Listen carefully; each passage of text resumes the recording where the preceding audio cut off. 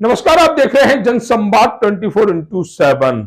लोनी में ओयो होटलों को लेकर एक मुद्दा लगातार चल रहा है, जिसमें भारतीय जनता पार्टी किसान मोर्चा के उपाध्यक्ष ललित शर्मा का अहम रोल है। उन्हीं ललित शर्मा पर एक व्यक्ति द्वारा लगातार आरोप लगाए जा रहे हैं। ऐसी क्या वजह है कि ललित शर्मा उस व्यक्ति के आरोपों का जवाब नहीं दे पा रहे हैं? वहीं एसीपी अंकुर बिहार द्वारा एक आदेश जारी किए गए थे कि होटल वाले ओयो का नाम नहीं रखेंगे।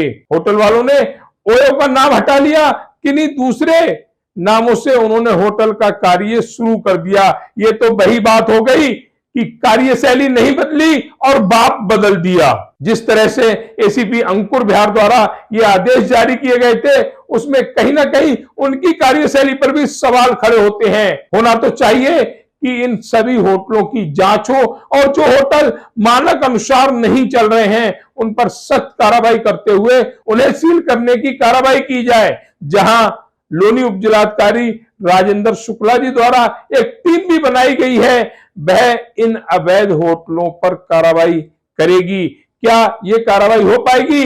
इन होटलों पर कार्रवाई ना करने के लिए कुछ राजनीतिक लोगों का दबाव भी इन अधिकारियों के ऊपर है। इस दबाव से हटकर पूर्व में एसडीएम रही शुभांगी शुक्ला द्वारा इस क्षेत्र के तमाम होटलों को बंद कर दिया गया था और जिसका इनाम भी शुभांगी शुक्ला को मिला, उनका यहां से ट्रांसफर कर दिया गया।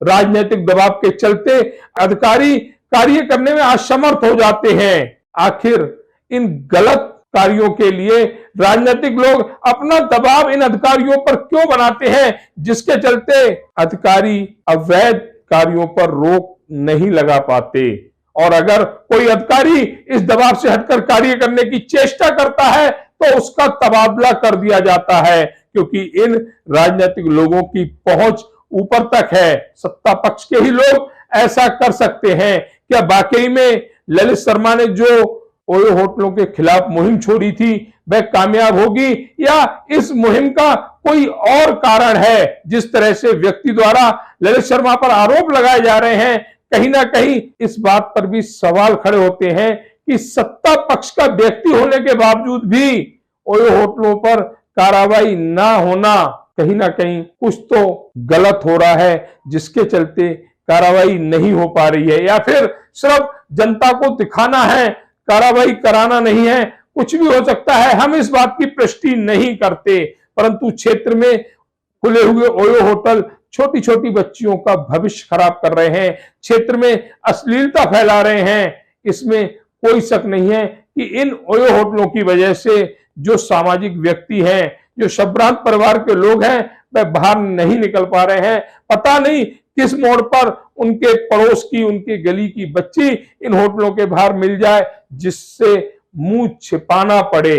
बहुत सारे सवाल उठ रहे हैं प्रशासन के खिलाफ भी, जो इन होटलों पर कार्रवाई ना करके सिर्फ लीपापोती का कार्य कर रहा है।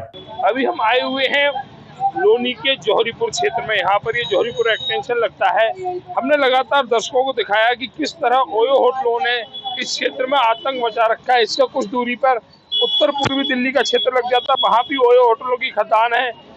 दिल्ली के डीसीपी जॉय तिर्की के नेतृत्व में इन होटलों का संरक्षण हो रहा है, क्योंकि दिल्ली पुलिस द्वारा भी कोई कार्रवाई नहीं हो रही। और बात अगर हम उत्तर प्रदेश पुलिस की करें, एसीपी अंकुर बिहार की करें, तो उन्होंने एक आदेश दिया था कि ओयो होटल वाला कोई भी अपने होटल के आगे ओयो नहीं लिखेगा। मतलब लोगों ने अपना बाप बदल दिया, लेकिन कार्यशैली वही है। ओयो होटल नहीं लिख रहे हैं। कोई सामने एक होटल है, वो होटल सिकोन लिखा हुआ है, इधर कैपिटल होटल लिखा हुआ है। कहने को स्पष्ट कहेंगे कि इन होटलों वालों ने जो ओयो होटल लिख रहे थे, वो कहावत है कि अपने बाप बदल दिए, लेकिन कार्यशैली नहीं बदली। पुलिस प्रशासन का भी यहाँ जो रवैया है वो संदेहप्रद है। ओयो होटल का बंद कराने का कार्य, लेकिन बंद कराने की कार्य ना करते हुए सिर्फ ये बोला गया कि आप अपने होटलों से ओयो हटा लीजिए। अर्थात फिर हम एक बार कहेंगे कि जितने भी होटल हैं ये सब सफेद पोशों और खाकी के संरक्षण में चल रहे हैं।